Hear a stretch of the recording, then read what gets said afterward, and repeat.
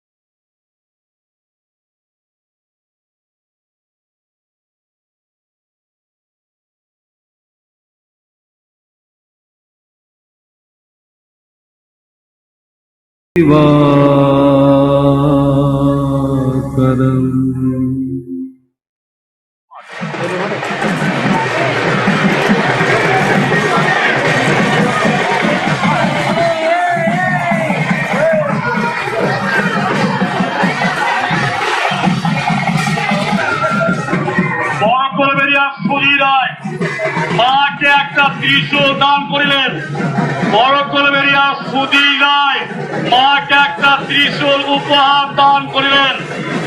বড় কলবেরিয়া সুজিত শঙ্কর রায়ের বড় ছেলে সুজিত রায় মাকে একটা চাঁদির ত্রিশূল উপহার দিলেন।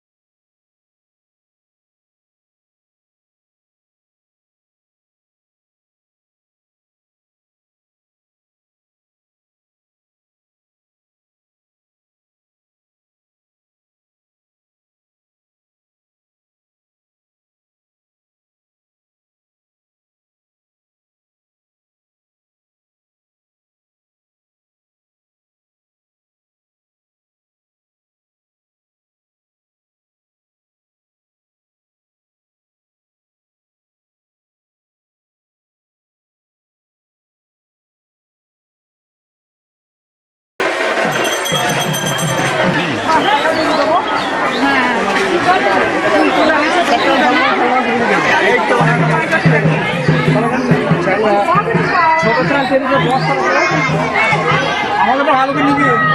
হ্যাঁ আমার তো বেশি করে।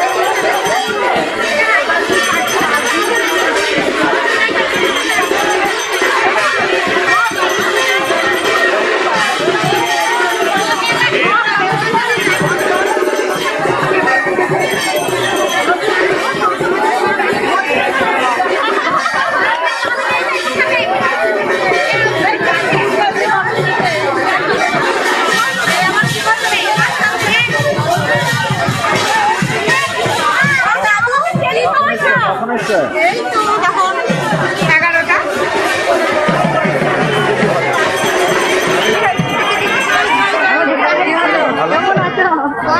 বড় মেয়ে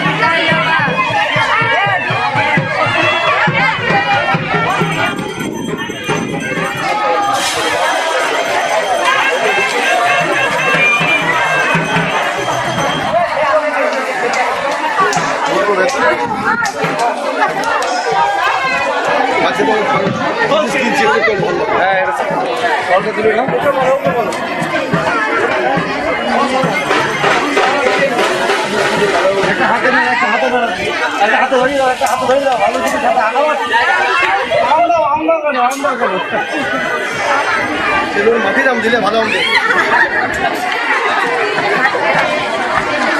ওইটাতে তোলো তাহলে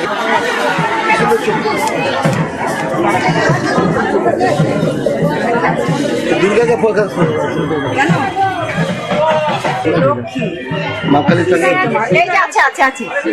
ওটা আছে মাইটাই নিয়ে নেবে তাহলে হবে। আমি তো ওই করি দোকানে গিয়ে যেখানে মাথা চুকা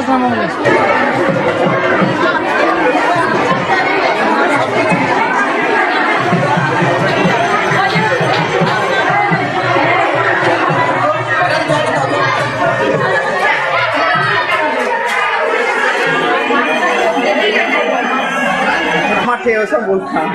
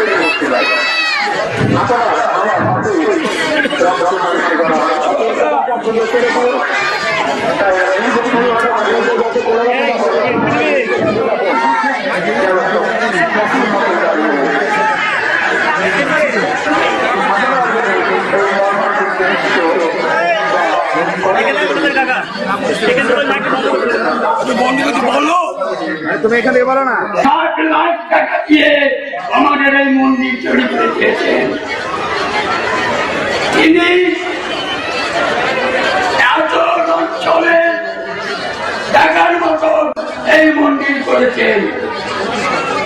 মাননীয় সত্যব্রত মুখার্জি এই মন্দির বা মেলা কমিটি আরো আরো আরো আরো বড় হোক। আমাদের এই মন্দির করতে গিয়ে আমাদের এই মেলা করতে গিয়ে এই প্রতি আমি নিচ্ছি। 3 দিন পর আমি মেনে আমরা তার জায়গা বাদ দিয়ে আমরা পাঠিয়ে দিয়ে আমাদের জায়গা ঘিরব। আপনারা মত দিচ্ছেন এই মহামানব এই যারা লাখ লাখ টাকা দিয়ে দান করেছেন তার সঙ্গে মামলা করে তাদের অসম্মান করবো না। তার জায়গা নিয়ে টাকা আমরা গরিব করবো না। কেন গরিব করবো? আরো বড় শুনতে লাগছে মা খ্যাপা, আর অনেকগুলো নাম আছে। আমি তার নাম দিয়েছি আনন্দময়ী। একমাত্র যদি আনন্দ দিতে পারে মা মহামায়া, তাহলে আমাদের প্রত্যেকের লক্ষ্য একটা যতজন এসেছে এখানে রক্ত এখানে একটা উদ্দেশ্য যে জীবনে আনন্দ পাই, আমাদের দুঃখ না থাকে। এই যে আজকে মেলা হয়েছে, এই মেলার উদ্দেশ্য হচ্ছে আনন্দ পাওয়া। এখানে কেউ দুঃখিত না হয় এবং সেই আনন্দের মেলাতে পরস্পরের আনন্দ আমরা পাই। এবং এই হচ্ছে মায়ের ঠিক ঠিক শ্রদ্ধা জানাতে পারবো, মাকে ঠিক ঠিক ভক্তি জানাতে পারবো। পরমহংস সাধু বলেছেন যেখানে অনেক লোকের সমাগম সেখানে ভগবান বিরাজ করেন। কিন্তু আজকে ভগবানের চরণে আমরা যেখানে সমবেত হয়েছি, উদ্দেশ্য হচ্ছে তাকে শ্রদ্ধা করানো এবং তার সঙ্গে যেহেতু আমাদের কিছু ইচ্ছা আকাঙ্ক্ষা থাকে জাগতিক, সেটা পূরণ জন্য মেলার ব্যবস্থা। আমি প্রথমে সর্বোপরি শ্রীযুক্ত সত্যব্রত মুখার্জি মহাশয় শ্রদ্ধার জন্য আমার আন্তরিক শ্রদ্ধা জানাচ্ছি। আগত যারা শ্রদ্ধাবৃন্দ শিবশঙ্কর ব্যানার্জির প্রাক্তন বিধায়ক ছিলেন, সত্যব্রত মুখার্জি ব্যারিস্টার এবং সকল ভৌমিক সুরক্ষা আর যারা আছেন প্রত্যেককে আমরা যাচ্ছি আমার আন্তরিক শ্রদ্ধা ভক্তি, এবং যারা উপস্থিত এসেছেন আরো শ্রদ্ধেয় তাদেরকে আমি জানি আন্তরিক শ্রদ্ধা। এখানে হচ্ছে কি গুণের মান দিতে হয়, তারা নিজের মান পাওয়া যায়। এবং একটা জিনিস আমি দেখলাম যাকে বলে ডিভোশন, যদি আমি তৎপরতার সঙ্গে কোনো কাজ করে থাকি দেশের জন্য দেশের জন্য, তার রাস্তা কেউ আটকাতে পারে না। তো তাই আজকের এই শুভ দিনে যে শ্রীরাম ঘোষ, সুদীপ বন্দ্যোপাধ্যায়, সমবেত ভদ্রমন্ডলী, আজ একটা শুভ দিন, দোল পূর্ণিমা,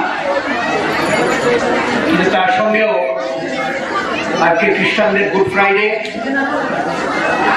আর মুসলমানদেরও একটা পর্ব আজকে ঈদ। সোনায় সোহাগা সবারই আজ আনন্দ করে থাকি। বিশেষ করে ক্ষুদিরাম বাবু তার ব্যক্তিগত প্রচেষ্টায় এইসব আয়োজন করে থাকেন। স্থানীয় যারা আছেন তারাও তাকে সাহায্য করেন। আমরা এই খ্যাপা মা কালীর এখানে এসে নিজেদের ধন্য মনে করি। কারণ একটু আগেই মহারাজ কি বলছিলেন যে একদিনে রাস্তা দিয়ে যাচ্ছিলেন, হঠাৎ গাড়িটা এখানে থেমে গেল। থেমে যাওয়াতে তিনি জানতে পারলেন না একটা মন্দির আছে, খ্যাপা মার মন্দির। সেখানে এলেন, বলেন মাই আমাকে নিয়ে এসছে আজকে এখানে। এই যে একটা আকর্ষণ, এটা অন্তরের আকর্ষণ, এটা বাহ্যিক কিছু নয়। আমাদের আজকে সবাইকে ঐক্যবদ্ধ হয়ে চলতে হবে।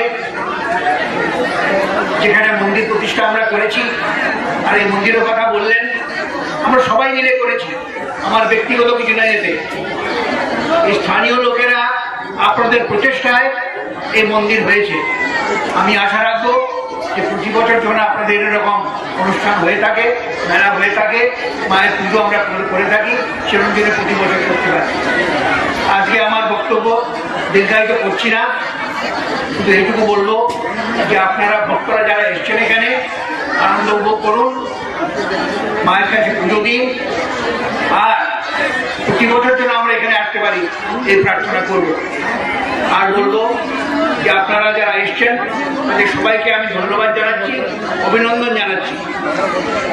আশা রাখবো আবার বারবার যেন আমরা এখানে আসতে পারি, আনন্দ উপভোগ করতে পারি, এই মেলা যেন হয় আরো বৃহৎ আকারে।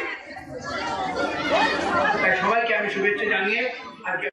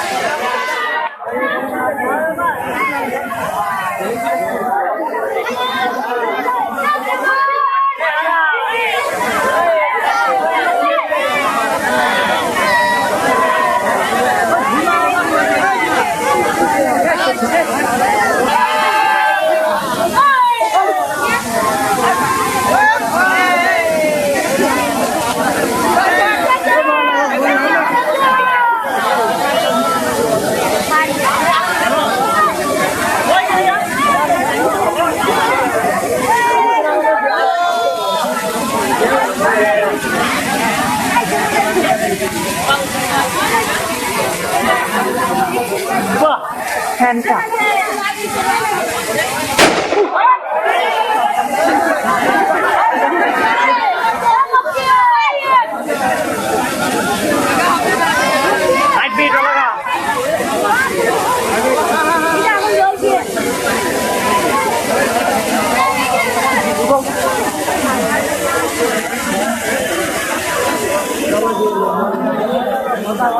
ওই ছাড়বে না একটা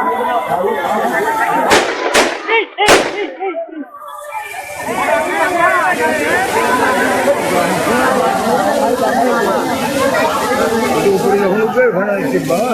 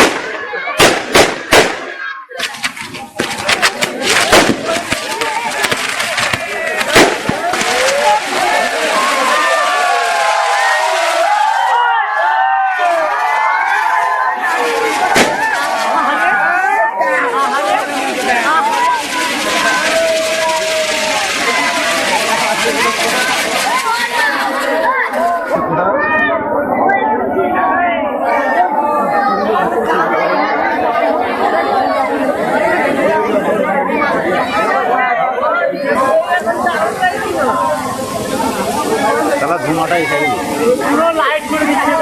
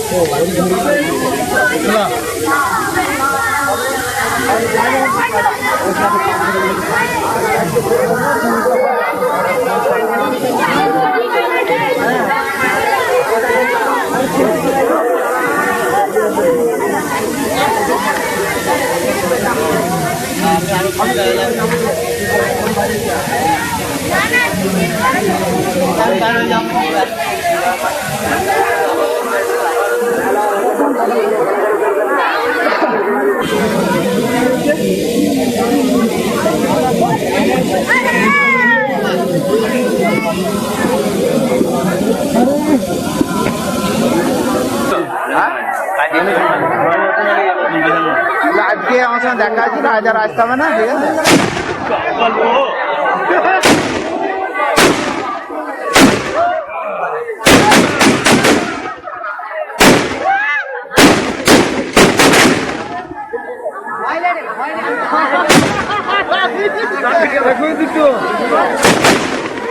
আর নাই রে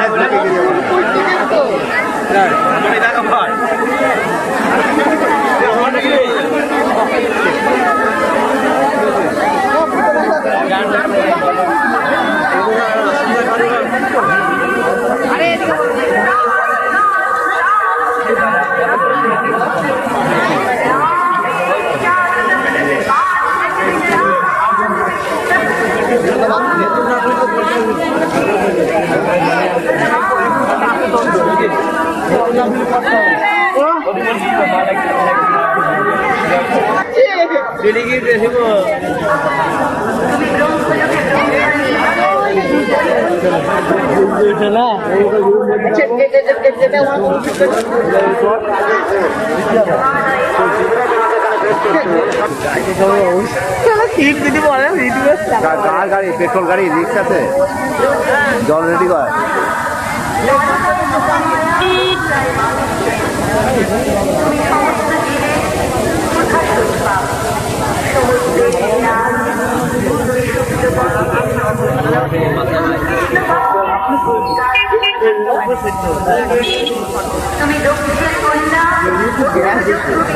আমার খুব ভালো লাগে চট করি ভালো লাগে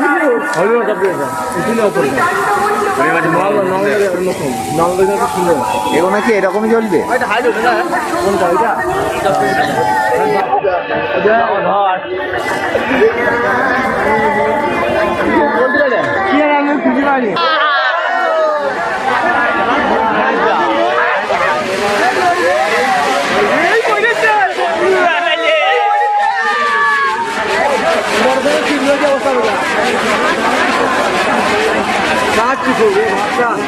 হবে না বাসা কাটছি খুব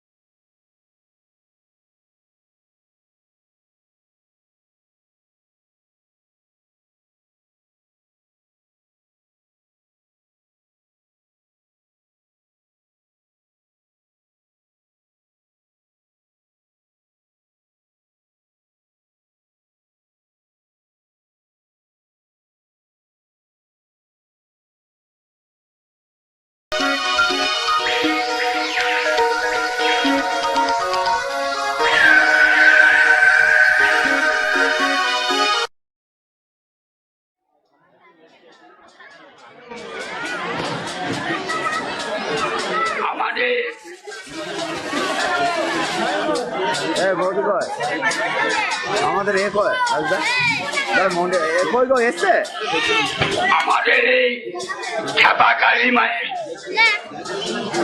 যে জাগ্রত মা, যে মা এত অঞ্চলের সারা দেশের হিন্দু মুসলমান জৈন খ্রিস্টানের মঙ্গল কামনা করে। আর আমাদের এই মা যেমন কালী জন্ম বৃত্তান্ত নিয়ে জীবনী নিয়ে আমি আমার স্নেহে স্বপন ভৌমিক মশাইকে কিছু বলবার জন্য অনুরোধ করছি।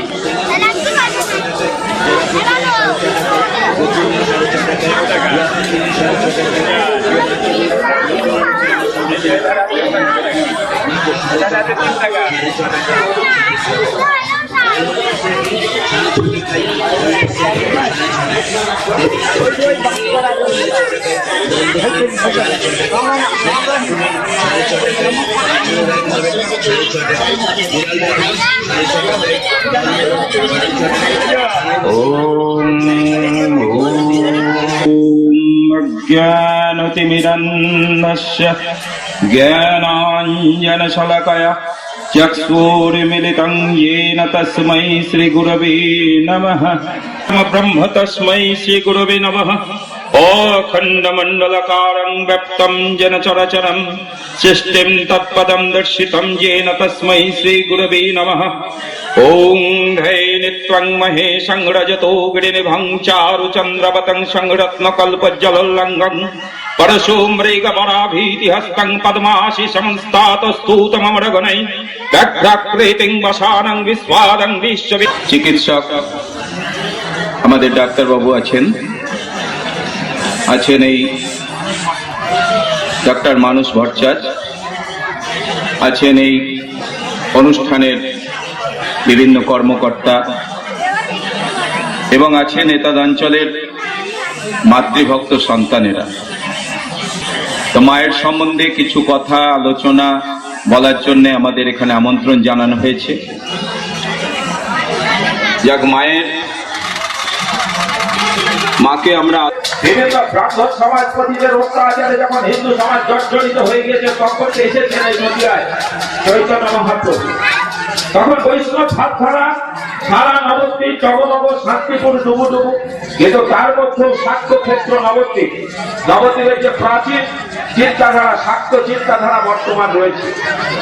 তাই সেদিন নবদ্বীপের শাক্তদের সঙ্গে বৈষ্ণবদের একটা অঘোষিত লড়াই ভেতরে মাতোয়ারা যখন সারা নবদ্বীপের মানুষ, তখন তন্ত্র সাধকেরা শাক্তরা পর্যন্ত তাদের সাধন পথে বাধা সৃষ্টি না করে নিজেদের মধ্যে চলছে, কিন্তু নিজেদের মধ্যে একটা অন্তর্দ্বন্দ্ব, একটা তর্ক বিতর্ক একটা চলছে।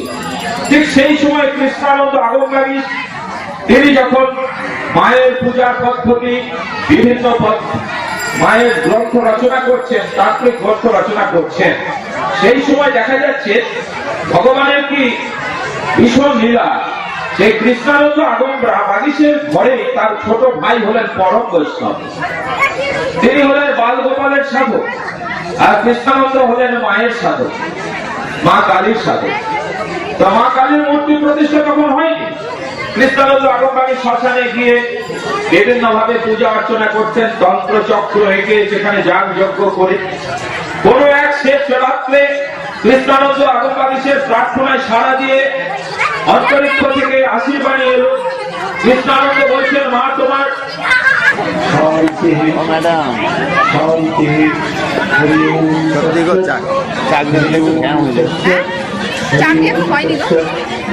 হবেই তো এইটাই ভালো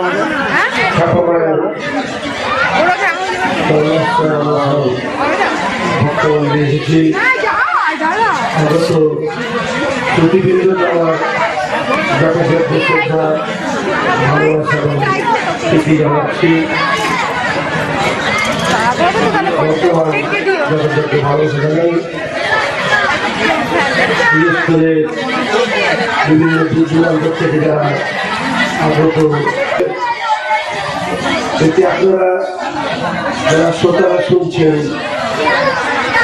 তারা আপনারা ভালো বুঝতে পারছেন, যদি কোনো বাচ্চা ছেলেকে তার মাধ্যমিক পরীক্ষা থাকে তখন বিভিন্ন রকম যেটা দৈনিক যেটা হচ্ছে বন্ধুদের মেলাতে, সেখানে সেই মাধ্যমিক অনেক ভক্ত আছেন কারোর চাল শুনতে, কিন্তু এটা হয়তো মায়ের ইচ্ছা আমাদের পরীক্ষা করছেন যে এই জগতের ডিস্টেন্সের মধ্যেও আমরা কি করে নিজেকে একটা অসুবিধার বীজ নিয়ে যেতে পারি। বীজটার আয়তন হচ্ছে কি একটা পুস্তক জানার মতো নাকি, তো সেই বীজটা নিয়ে গেলে আমি যে অসুবিধার থেকে নিয়ে যাওয়া হচ্ছে। আরেকটা দৃষ্টান্ত যে বিরাট বড় কেন্দ্রভুক্ত ঘর আছে আমার দুর্বল অনুমতি নাই, মানে পাচ্ছি অবস্থ কি গেটে তালা আছে। একটাই কথা হয়েছিল, এরা কে কে করছে জানে না, এদের ক্ষমা করো, এটাই বলেছিলেন। আমি মায়ের কাছে ক্ষমা চাইছি, এখানকার যারা এসেছেন হয়তো জানতে অজান্তে কিছু পাপ করে ফেলছি আমরা মাকে নিয়ে, সেটুকু তিনি যেন ক্ষমা করেন। প্রথমেই যে শান্তি বচন আমি আপনাদের যা শোনালাম, শান্তি শান্তি শান্তি, আমরা প্রত্যেকেই এখানে শান্তির প্রয়াসী। এখানে কোনো আমি জাতপাত নিয়ে, কোনো সম্প্রদায় নিয়ে, কোনো জাগতিক কোনো গণ্ডিবদ্ধ নিয়ে আমি কথা বলছি না। আমি বলতে চাইছি যে এটা ইউনিভার্স, মানব মানুষ, সেই নিয়ে কথা। তো শান্তি শান্তি, জগতের কে শান্তি চায় না? তো তার জন্য আমরা সবাই প্রয়াসী এবং শান্তি যাতে পাই তাই আমরা চেষ্টা করেছি, আজকে এসেছি এখানে, কিন্তু কম সময় সেই শান্তি পেতে পারি। তিনটে তাপ হচ্ছে। এক তাপ হচ্ছে যে তাপ ওই জন্য বলছি, যখন মানুষকে যদি অসাধারণ রোদ্রে বা আগুনের মধ্যে রেখে দেওয়া হয় তার যেমনি কষ্ট হয়, সেটা তাপ। এই মানসিক যে কষ্টটা মনের মধ্যে যেটা আমাদেরকে কষ্ট দেয়, এটা এক ধরনের তাপ। তো তিন ধরনের তাপ আছে। এক হচ্ছে আধ্যাত্মিক তাপ, আধ্যাত্ম তাপ, সেটা হচ্ছে কি আমাদের মনের এবং শরীরের কষ্ট। মানুষের মধ্যে যখনই ভগবান সৃষ্টি করলেন তখন কি হচ্ছে, আমাদের মধ্যে 6টা বিকার আছে, অস্থি, জায়তে, বর্ধতে, বিপরিণমতে, অপক্ষীয়তে, মৃয়তে। মায়ের গর্ভে এটা প্রত্যেকটি জীব মাত্র এটা আছে। যে মায়ের গর্ভে এলাম মানে জায়তে, অস্থি প্রথমে এলাম মায়ের গর্ভে, জায়তে মানে জন্ম নিলাম, দ্বিতীয় বিকার অস্থিয়াতে, এরপরে বড় হলাম অস্থি জায়তে বর্ধতে, তারপরে হচ্ছে কি বিপরিণমতে, স্ত্রী পুরুষ আলাদা শরীর হলাম, এবং তারপরে 60-70-এর পরে অপক্ষীয়তে, তারপরে মৃয়তে। তো দেখুন আমাদের এই যে 6টা বিকার, এটা শরীরের বিকার, এটা হবেই। তো তার মধ্যেই হচ্ছে কি পূর্ব জন্মের আমাদের যে সংস্কার বা আমাদের যে কর্মের ফল, সেই জন্য এই জন্ম যেটাকে বলছে প্রারব্ধ, সেটা আমাদের জীবনে ভোগ করতে হচ্ছে। অনেকে বলেন মহারাজ আপনি হাত দেখতে পারেন, কেউ বলে মহারাজ আপনি মাদুলি দেন, কেউ বলে মহারাজ আপনি স্টোন টোনে বিশ্বাস করেন। দেখো, মানুষ বলে ধর্মকে মানি না, মানুষ বলে আমি ভগবান মানি না। আমি বলি তারা তাহলে এটাকে কেন মানছে? তাহলেই বলতে হয়। তো মায়ের কাছে কোনো উত্তর তার কাছে নাই, খালি একটাই হাসি, তুই জগৎ তোকে কে দেখালো একটু চিন্তা করে দেখিস, তারপরে তুই মাটা মানবি না। যেমনি এটা শিশুর কাছে একটা ছেলে মানুষই, তেমনি আমাদের কাছে ভগবান মানি না, সেটা হচ্ছে এক ধরনের আমাদের কাছে শিশু। তো আমি শ্রদ্ধা জানাবো, ভক্তি জানাবো যারা ভক্ত তাদের কাছে, যে মা তো আমাদের কিছু কৃপা করেছেন বলে এখানে বসে আছেন। ভাববেন না যে এখানে লোক সংখ্যা কম, 2-4 জন বসছেন, বাকি মহারাজদের বা এদের কথা শুনছেন না। তার দৃষ্টান্ত একজন মহারাজকে কেউ বলেছিল, মহারাজ আপনার যখন প্রবচন হয় না কেউ থাকে না সেখানে, দেখবে যেন ওখানে কি সুন্দর নাচ হচ্ছে, ডিস্কো ডান্স হচ্ছে, নচিকাতার অসভ্য গান হচ্ছে, সেখানে কয়েক লক্ষ ভিড়, আপনারা কোথায় পাচ্ছেন টানতে? কোথায় পাচ্ছিলাম তাদের প্রভাবিত করতে? এই তো দেখছেন জগতের লোক। তো তার উত্তর তিনি একটা বেশ বলেছিলেন, উনি ছিলেন প্রবচন দিতেন, হাইলি কোয়ালিফাইড। লাস্টে উনি যাওয়া বন্ধ করলেন, ভারতে থাকলেন, এবং তখন থেকে এখনো দেখতে পারেন যদি আইনা ওনার শরীর আছে কিনা, মাউন্ট আবুতে শঙ্কর আশ্রম।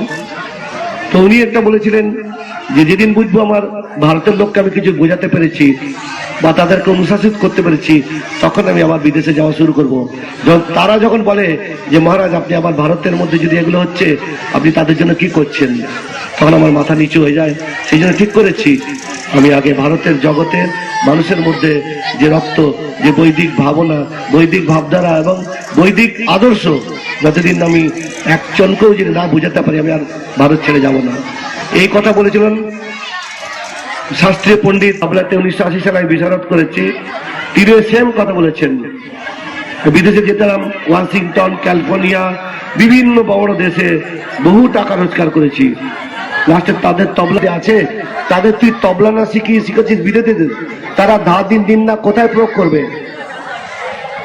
দেখ তোরা তুই পয়সার জন্য এসেছিস, তুই যা ফিরে যা।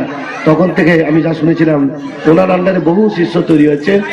পণ্ডিত শঙ্কর ঘোষ উনি বললেন, আমার সঙ্গে খুব আমার বোনের পরিচিতি, খুব সম্পর্ক, উনিও ক্লাসিক্যাল আর্টিস্ট আমার বোন। তখন তো উনি বিদেশের ছেলেদের থেকে ইন্ডিয়াতে শেখালেন, ওই যে কিছু করে খাবে, আর শাস্ত্র যে মার্গসঙ্গীত ভারতের মধ্যে তার মর্যাদা আছে এখনো। যাই হোক, আমি পূর্ব প্রসঙ্গে মনের দৌর্মনস্য, মনের মধ্যে যে বিক্ষেপ এবং শরীরের যে বিক্ষেপ, এগুলো বলছে কি আধ্যাত্ম তাপ। সেই তাপ থেকে নিবারণের জন্য শান্তির প্রয়োগ আমরা চাই। দ্বিতীয় তাপ কি হচ্ছে কি আমাদের আদি ভূত তাপ। এটা কোনো বিশেষ সম্প্রদায় মানে যে কোনো লোকের থাকে, সেটা হচ্ছে কি মানুষ থেকে এবং পশু পক্ষী কীটপতঙ্গ থেকে যে আমাদের মনের মধ্যে একটা কষ্ট, দুঃখ, জ্বালা যন্ত্রণা হয়। যদি একটা হাড়ির ঘরের ছোট্ট একটা সংসার থেকে ধরেন, সেখানে দেখবেন শাশুড়ি আর বউয়ের মিল নাই, ভাই ভাই মিল নাই, বাপ বেটার মিল নাই, বন্ধু বান্ধবের মিল নাই। এইভাবে ভাববেন না যে আমি পাঠ পঠনের মধ্যে কোনো অন্য কথা এক আসলে উচিত নয়, সেটা আমরা হরিওম তত্ত্ব বলে সেটা খণ্ডন করে দিই, কেননা সেটা একটা বলে গেলে অপরাধ হয় আমাদের। যাই হোক, এখন হচ্ছে কি এগুলো বিধি মানতে হয়। আমি মেলার মধ্যে এসে আমি ডাইলুট হয়ে যাইনি, কারণ আমার শাস্ত্র মর্যাদা আমাকে রাখতে হবে। এরপরে হচ্ছে কি এটা যে আদি ভূত তাপ, যে কোনো ভূত পঞ্চভূত থেকে যে আমি দুঃখ জানার প্রার্থী। আর আদি দৈব তাপ হচ্ছে কি যে আমাদের হঠাৎ বর্ষা হলো, বন্যা হয়ে গেল, খরা হলো, বজ্রপাত হলো, মহামারী হলো। আপনি মন্দিরের সামনে দেখা করুন, তো সেই আদি দৈব তাপ আমাদের মধ্যে আছে। এখন আমাদেরকে এই তিনটে তাপ থেকে রক্ষা করার জন্য আমাদেরকে সবসময় আমরা তটস্থ, এই যে খিদে পাচ্ছে এটা একটা তাপ, তো প্রারব্ধবশত কিছু শুভ কর্ম যে করেছি, সে আমাদের এই জীবনটা খুব সুখে স্বাচ্ছন্দ্যে আছি, আনন্দে আছি। এবং যদি আরেকবার তাকিয়ে দেখি, যদি টাকা কড়ি ধনদৌলত ব্যাংকে জমা করেছিলাম রিটায়ারের পরে, সেই টাকা খরচা করতে গিয়ে হয়তো আজ থেকে 30-40 বছর আগে 20,000 টাকা অনেক দাম ছিল, এখন তার মূল্য নাই। যেটা পেতেন আপনারা সেটেলমেন্ট বা এখন লাগতে হবে কি মিনিমাম 4-5 লাখ টাকা। তেমনি ঘটের দান, যেমনি আপনার যা শুভ কর্ম করেছেন তার ফল তো পাচ্ছেন আপনি হয়তো আজ, কিন্তু একবার আমরা তাকিয়ে যদি দেখি, এটা যদি স্বাস্থ্যসম্মত কথা, এর পরের জীবনটার জন্য আমি কি করলাম। কেননা আমাদের হচ্ছে কি অনেকে বলে মহারাজ আপনি হাত দেখতে বলেন, যে কথাটাই বললাম, আমি দেখো আমি হাত দেখতে পারি না, আমি হাতটাকে বানাবার চেষ্টা করি। বলছে এত বড় আপনি সাহসের কথা বলছেন? বলছে হ্যাঁ, বলতে বাধ্য হলাম। শাস্ত্র বলছে, মহাপুরুষরা বলছে ইনডাইরেক্টলি। কি করে? তিনটি হচ্ছে প্রারব্ধ, ক্রিয়মান এবং সঞ্চিত। প্রারব্ধ হচ্ছে কি আগের জন্য কিছু শুভ কাজ করেছিলাম, তার জন্য আমরা এখন পাচ্ছি। আবার যদি কুকর্ম করেছিলাম, ভগবান আমি সকাল থেকে সন্ধ্যে মধ্যে পুজো করছি, সকাল থেকে সন্ধ্যে ভগবানকে আমি এত ফল মিষ্টি দিচ্ছি, এত মন্দির করেছি, তবু আমার দুঃখের শেষ নাই। আমাকে লোকেরা আমাকে বলে দেখুন মহারাজ এত ধার্মিক, এর এত দুঃখ, কিন্তু হয়তো সেই দুঃখটা হচ্ছে স্বাভাবিক, হওয়া উচিত নয়।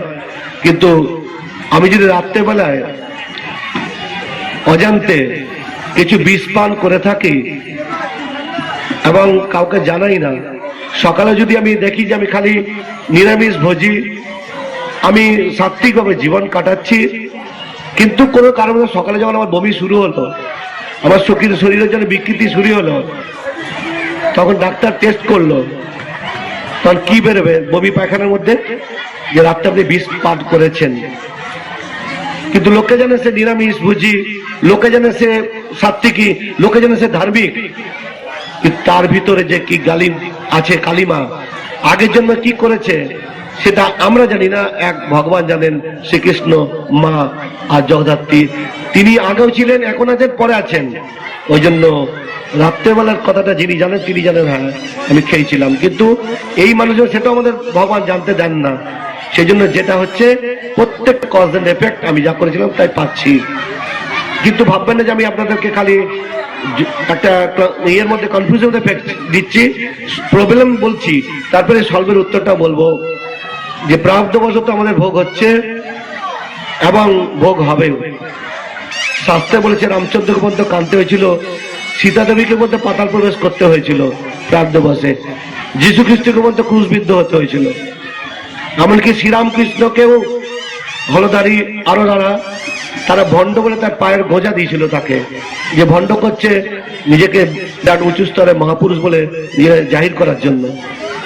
সাক্ষাৎ প্রহ্লাদকে পাথরের মধ্যে পাহাড় থেকে ফেলা হয়েছিল, অগ্নির মধ্যে দাহ করা হয়েছিল, আপনারা শুনেছেন। সাক্ষাৎ কৃষ্ণের কংসের সময় আপনি দেখেছেন, প্রহ্লাদকে দেখেছেন। সাক্ষাৎ মীরাবাইকে দেখেছেন, তাকে সাপের মালা পরানো হলো, তাকে বিষের পাত্র পান করানো হলো। তেমনি একটু আগে যে ভাই বললেন স্বপন বাবা, যে যুগে যুগে থাকবেই আপনাকে পরীক্ষা করার জন্য, তার জন্য ভয় পাবেন না। আজকে প্রাপ্তবশত যদি কিছু ভোগ হয়ে থাকে সেটা ভাবলে চলবে না। এখন আমার কাছে আরো দুটো জিনিস আছে, তিনটে তীরের সঙ্গে তুলনা করলে আরো ভালো লাগবে আপনাদেরকে। তিনটে তীর, ধরুন যে তীরটা আমি ছুড়ে দিয়েছি, যেটা আমি কর্ম করে ফেলেছি আগের জন্মে, তো সেটা কিন্তু ফেরানো করলেন। অন্ধমুনি ছেলে মারা গেলেন, আপনারা পড়েছেন, তার অভিশাপে আজকে রামচন্দ্র 14 বছর বনবাস, তার দুঃখে তার পুত্র শোকের তার ফল পেতে হলো দশরথকে। তেমনি যে তীর আমরা ছুড়ে দিচ্ছি, না জানতে যে কর্ম আমরা করে ফেলেছি, তার প্রাপ্ত আমাদের এখন হচ্ছে, সেটা আমরা রুখতে পারি না। বলছি উপস্থিত, কি করে পারি সেও বলে দেবো। অবতারা তার রাস্তা করে গেছেন, এ হচ্ছে প্রাপ্ত। দ্বিতীয় হচ্ছে যে আমাদের যে হাতে তীরটা যেটা আছে এখন ছুড়বো, সেটা হচ্ছে কি আমাদের কর্মফল কি করব। দেখুন, যে সদ্গুরু আশ্রিত, যে ভালো মহাপুরুষ আশ্রিত, যে যার বাবা মা গার্জেন ভালো, যার পরিস্থিতি হয়তো ভাগ্যবান বা নিজের সংস্কার এত স্ট্রং, সে কি করছে, ভালো কাছে মহারাজ আশীর্বাদ করুন ছেলে যেন মানুষ হয়, আসে আমাদের কাছে আশীর্বাদ করুন। তখন আমার মনের মধ্যে একটা আনন্দ হয়, আবার একটু হাসিও পায়। আমি কৌতুক বশত বলি, দেখি তোমার কাপড়টা খুলে দেখি, দেখায় এই দেখুন মহারাজ আপনার ছেলে। ছেলে তো কি এটা মানুষ? তো বলছে হ্যাঁ মানুষ। তো তুমি বলে মানুষ হও কেন বলছো? এই তো মানুষ। তো কোনো কি ঘরের বিড়ালের বাচ্চাকে নিয়ে বলি মহারাজ এই জন্য বিড়াল হয়, বলি মহারাজ ছাগলের বাচ্চাকে নিয়ে মহারাজ যেন ছাগল হয়। তো পশুতে কেন বলছি না, গরুতে কেন বলছি না? তার উত্তর আমরাই নিজেকে পেয়ে যাব।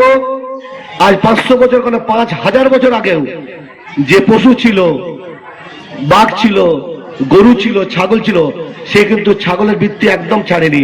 সে প্রকৃতির আন্ডার আছে, মায়ের নিয়মে আছে। সে বিড়ালকে আপনি ঘরে রেখে দিন, স্ত্রীর জন্য ভয়ে, পুলিশের ভয়ে, সমাজের ভয়ে, ওই ছেলেদের ভয়ে তার মনের যে কামনা বাসনা সেটা করতে পারছে না। যদি সেটা ছাড়ো তো তাহলে পশুত্ব বলতে দেরি, তার সংযমের অভাব হচ্ছে। স্বামী বলেছেন আজকে যে জাগতিক যে কথা বলছিলাম, নারদ ঋষি 64তে বিদ্যার অধিকারী ছিলেন। আমরা কি অহংকার করছি?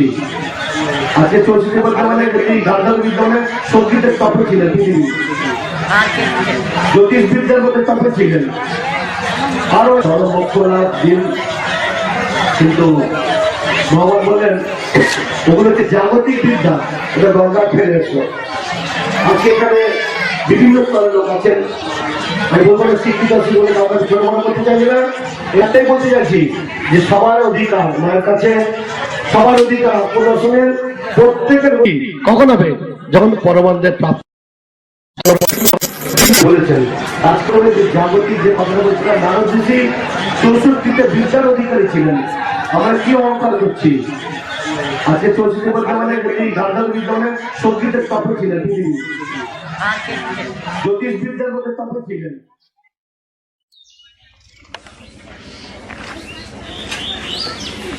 আর কেউ আসেনি? না, কেউ আসেনি, আমরাই এসেছি।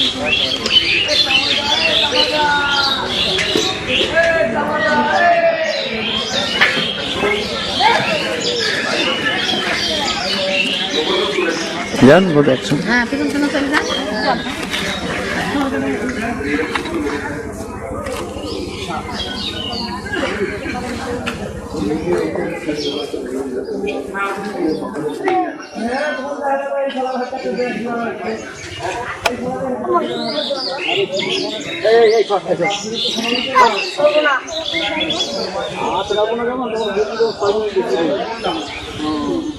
ছবি তুলব